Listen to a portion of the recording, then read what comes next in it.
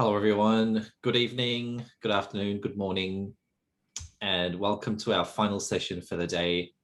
My name is Chad Toprak, and I'm the director of Freeplay.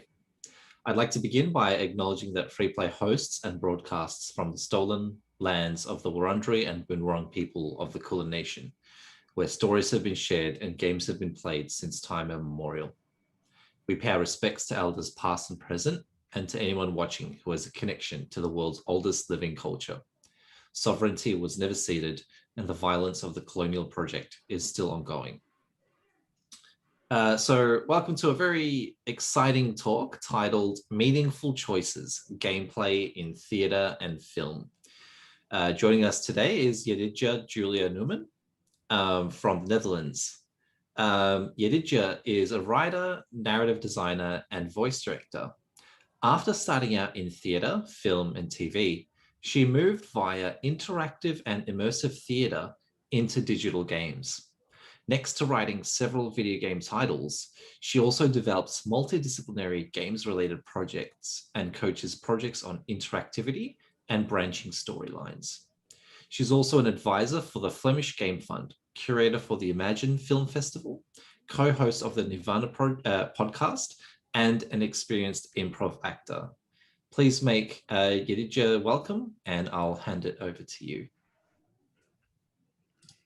Okay, thank you, Chad, and hi everyone. Great to be here, and thank you for joining me. It's early morning where I am, and I'm really happy to be able to present my talk to you.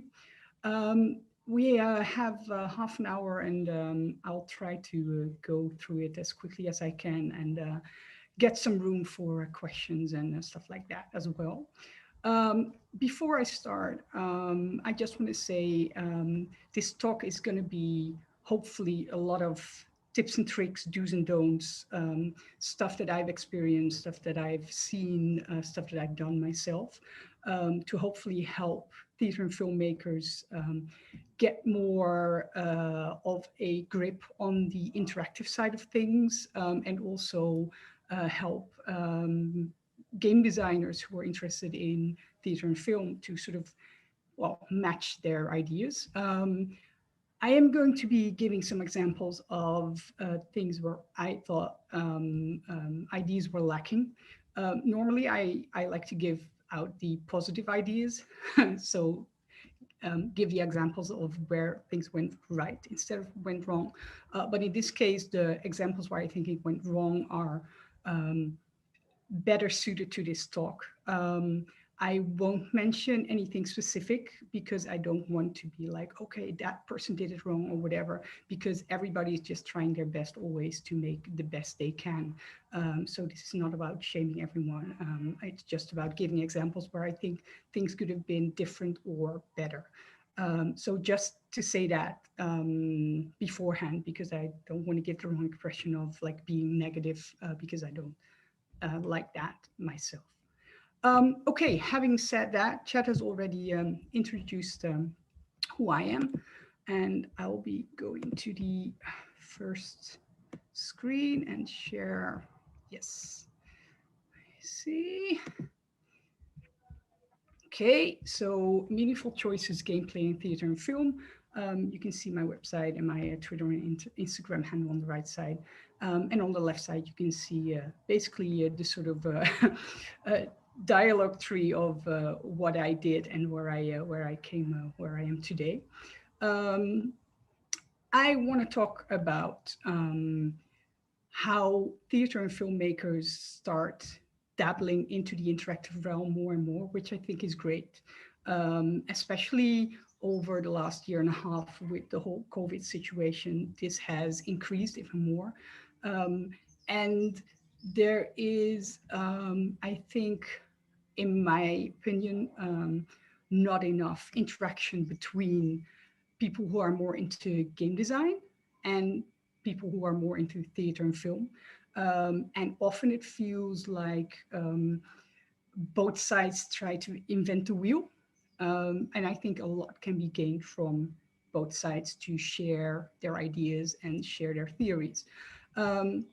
So what I want to do today is explain to you uh, the things that I think you need to be aware of as far as narrative design and game design goes, and especially the part of what is your audience thinking and what do they want.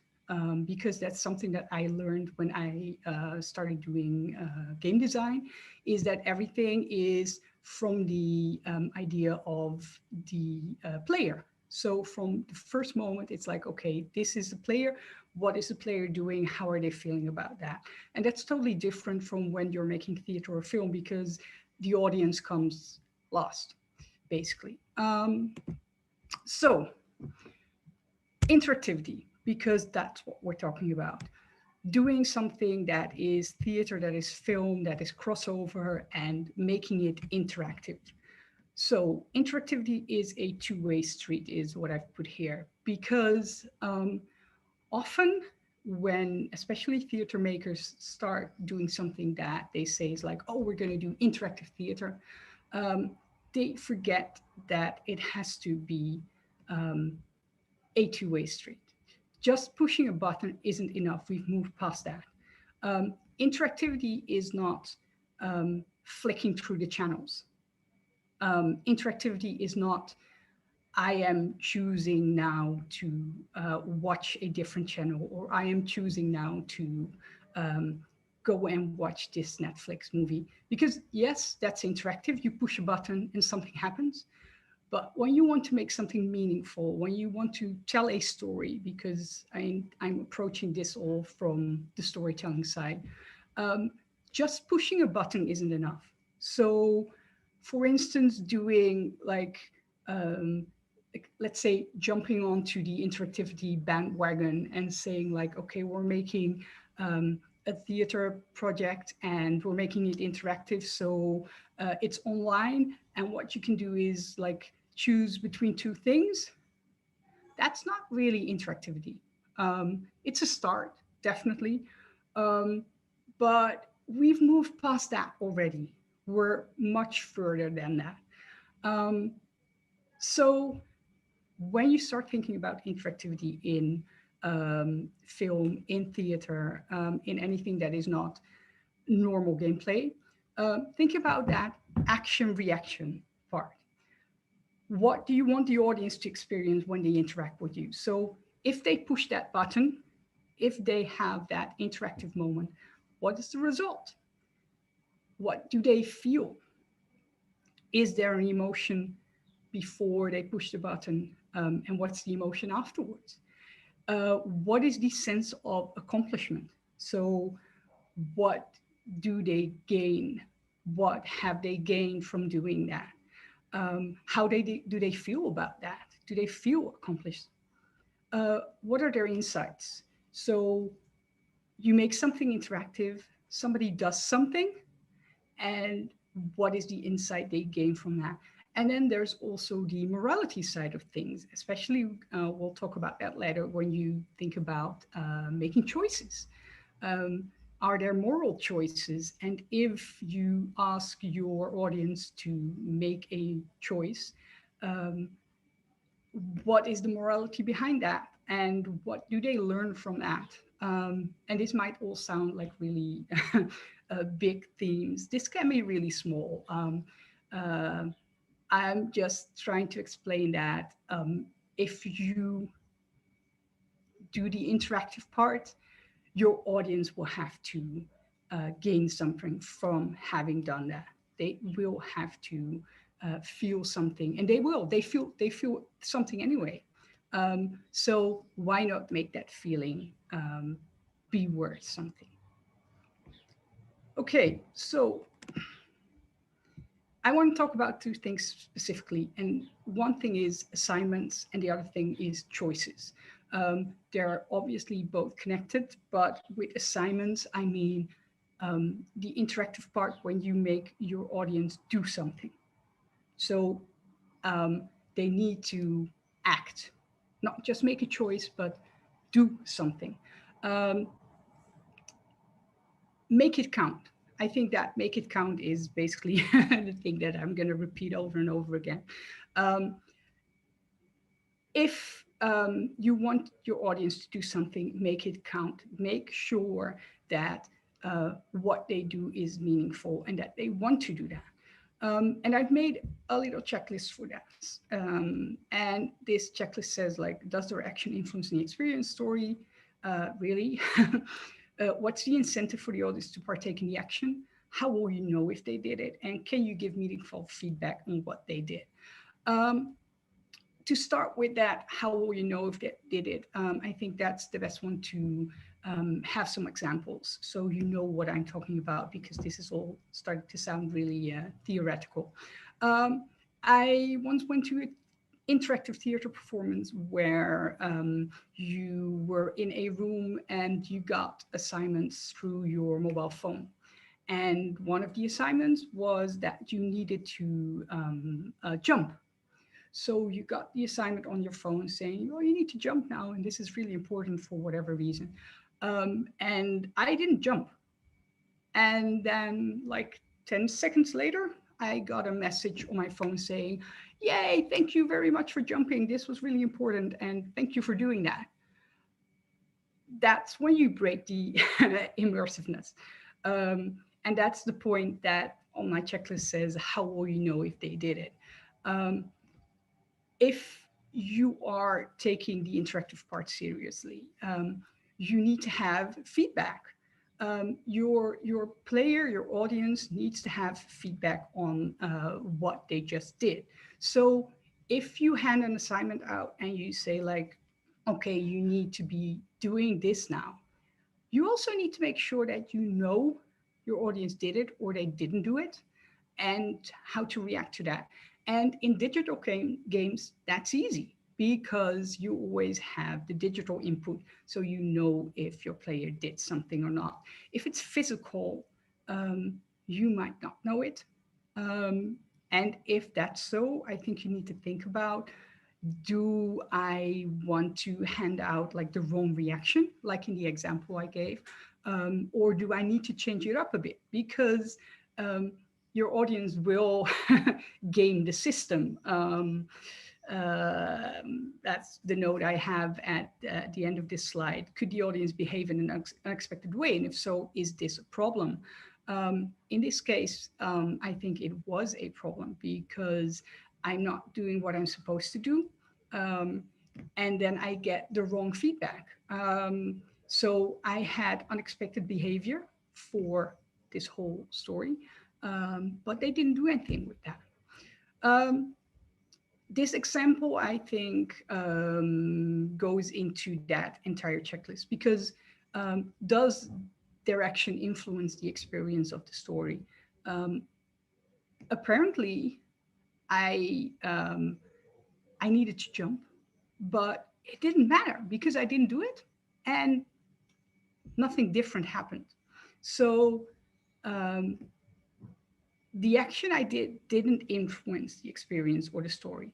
And what I often see, and that's why I put really on the checklist, is that the idea is that when people are trying to make something interactive and they don't have a lot of experience with interactivity, they will say, like, okay, yeah, of course, because if you make a choice, it influences it.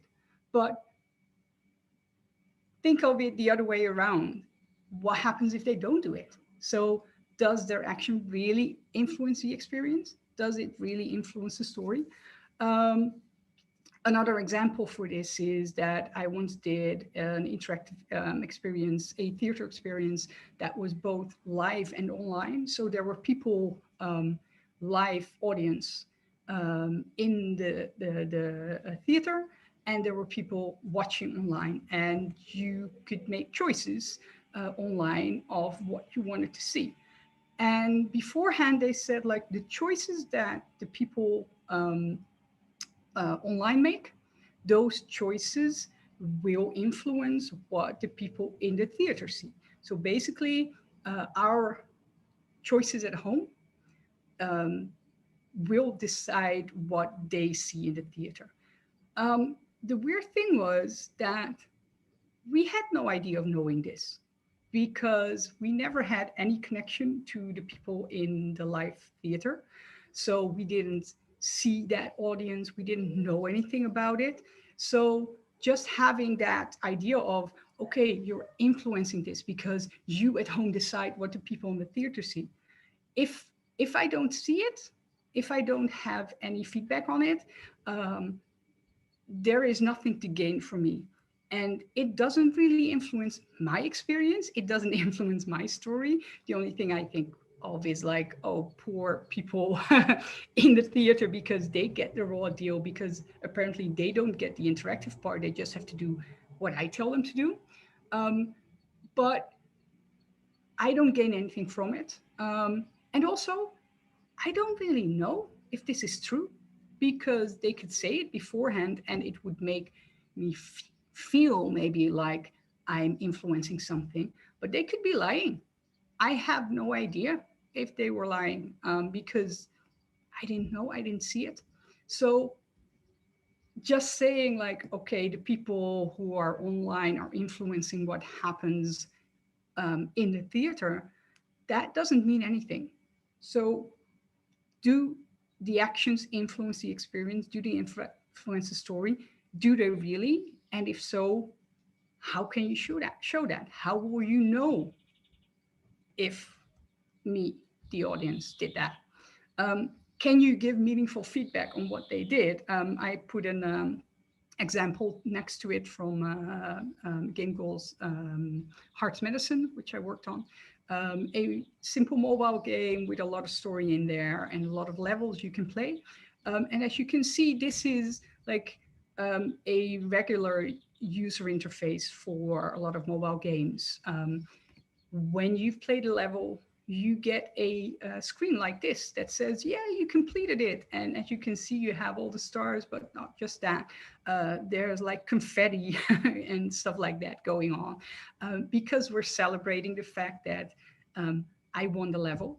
And that's, in cases like this, it's meaningful feedback because it's like, yeah, you did it and it's great. You won the level, yay, go you. That's in this case meaningful feedback, even though it doesn't change the story or whatever in this game. Um, that's something that's normal for digital gameplay because in game design, you know that you need to reward the player for doing stuff. So why not also reward the player for doing something in live action? Just reward them, show them what they did, show them that you're happy that they did something.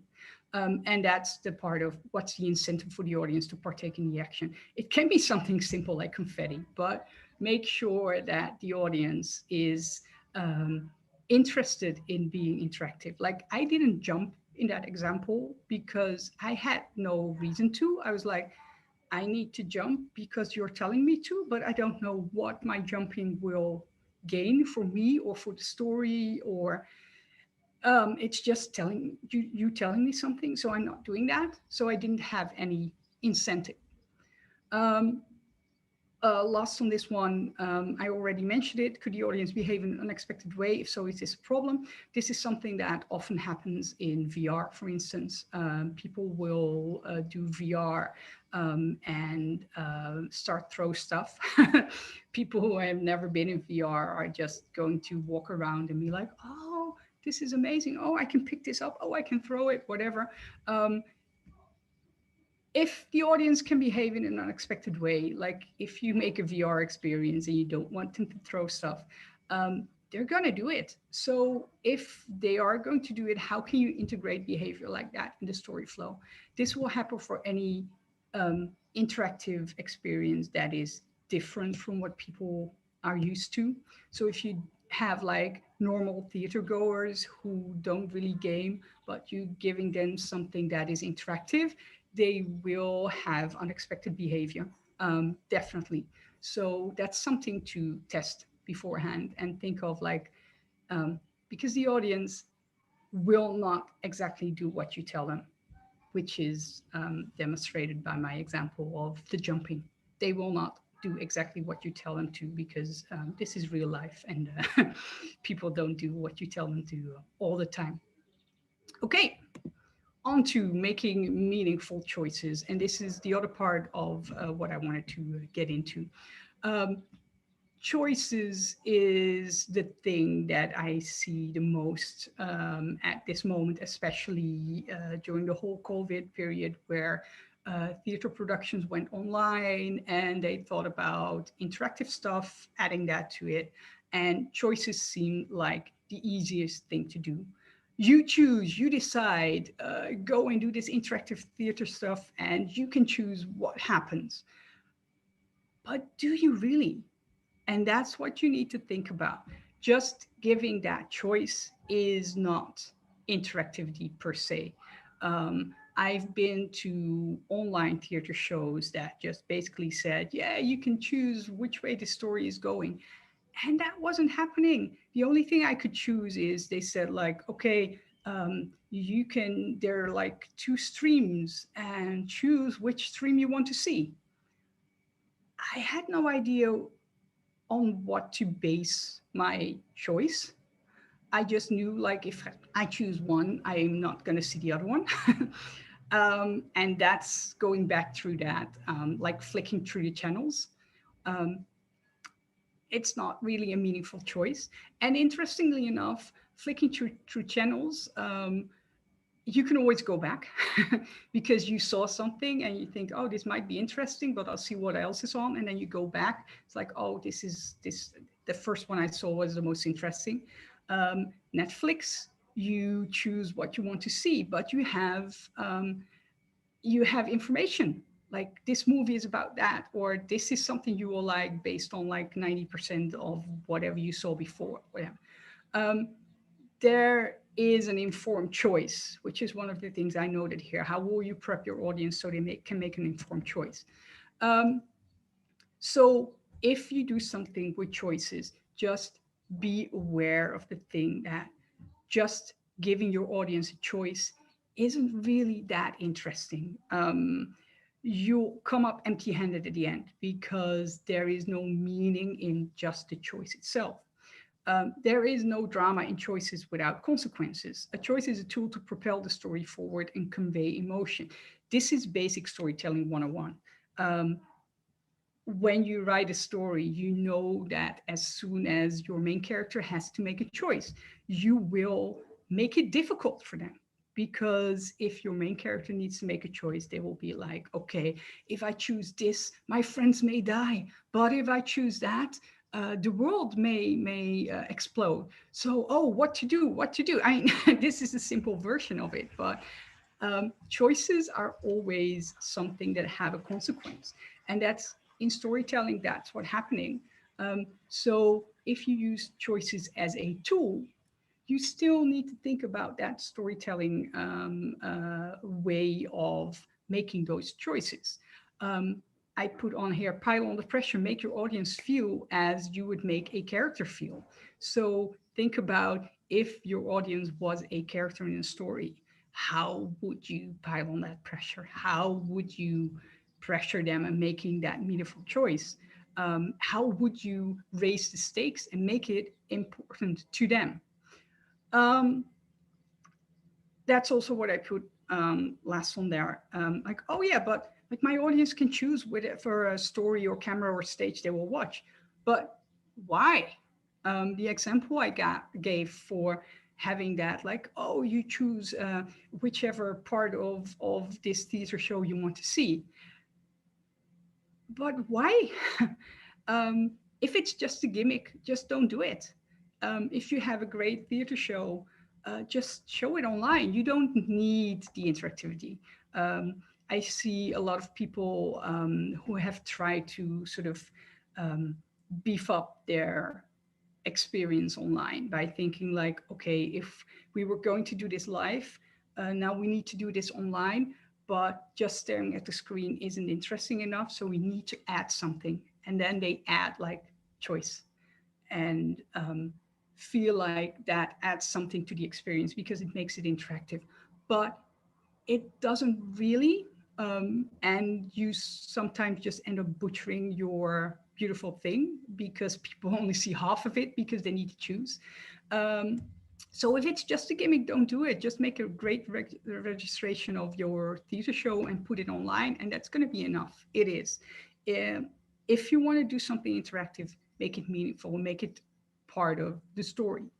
Um, one other example I want to give about this, just to wrap things up, is a show I saw where the interactivity was that you had like little flies. You were as a viewer, you were a little fly, and you could put your fly somewhere, and then the actor, the live actor, would move into the direction of that fly at that moment in real time, which sounds really interesting. But when you're watching that online with like 200 people, 200 people will put their fly on the screen. And that would mean that the actor was sort of crowded with flies. So his whole space had flies, which meant that the actor couldn't make a real meaningful choice themselves because they would have to go everywhere. And also, putting that fly there somewhere wasn't a meaningful choice because it just meant that if the actor went that way where you put your fly, you would just see that part of the scenery. Um, it wasn't like you were looking for something and you would have to choose, like, okay, this actor is hunting something. Um, shall we have him go left or go right? And then hopefully he will find that what he's looking for. That's game design. That's like, okay, I need to find something and I need to choose which path I'll take to go there. And hopefully at the end I'll find it. And if I don't find it, I've made the wrong choice and I'll go back. Um, those choices are meaningful, but just being like, okay, I want to steer the actor and then not being able to really steer them just because you're with 200 people, and also having that steering not be meaningful, um, that's a choice that isn't really interactive. And it doesn't add a lot to the story and not to the emotion. And I think that's, for me, the most important thing to wrap up. Yeah, I really need to wrap up. Is just the idea of anything that is interactive is going to be emotion. It's going to be story. It's going to be immersive.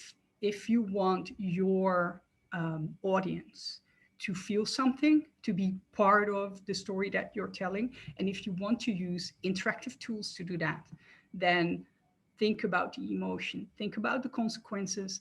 What does your audience feel? How do they feel when they make the choice? How do they feel when they act what they need to act? Um, and what is the consequence of that? And if you do that, your interactive experience, your interactive theater, your interactive movie, your digital hybrid thing online will be much, much more interesting. Final tip: hire a game of narrative designer. This is the tip for anyone who is interested in doing this and is in theater or film and doesn't really have experience. There are so many game designers, there are so many narrative designers who can give you advice on this. It's their work. They know all about making choices, they know all about interactivity. Hire somebody. I give a lot of advice to a lot of people wanting to do stuff like this. And it's that little click of like, oh, this is what interactive design actually is.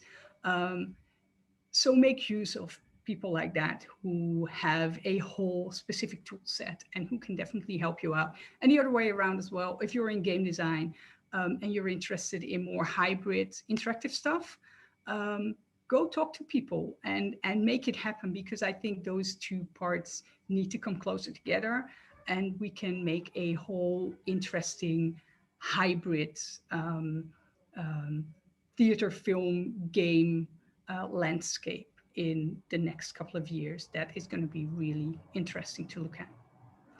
That's it for me. I'm stopping my screen share now, and I will wait for chat to see if there are any questions that I need to answer because I can't see the YouTube screen at this moment. So if you have any questions, I think we have like 1 minute left. Feel free to ask them. And I can also be in any chat or whatever later if you have questions. I see chat says we'll have a couple of minutes. So if you have questions now, anything, just feel free to ask them, and we'll wait a couple of moments. And also, if you have questions or ideas or whatever later on that you don't think of now, or if you're seeing this video later, we're live now, but if you're seeing it later and you have any questions or remarks, feel free to connect with me through my website or via Twitter or Instagram. Follow me there, send me a message, and ask me questions or remarks. That's all totally fine. So if you see this and you want to know anything, go ahead. Okay, I see a question coming in. Oh, that's a really interesting question. Is there a user or player limit that you think is ideal for interactive and immersive theater work? That really depends. I think that in general, the bigger the audience is, the harder it becomes to do interactive and immersive.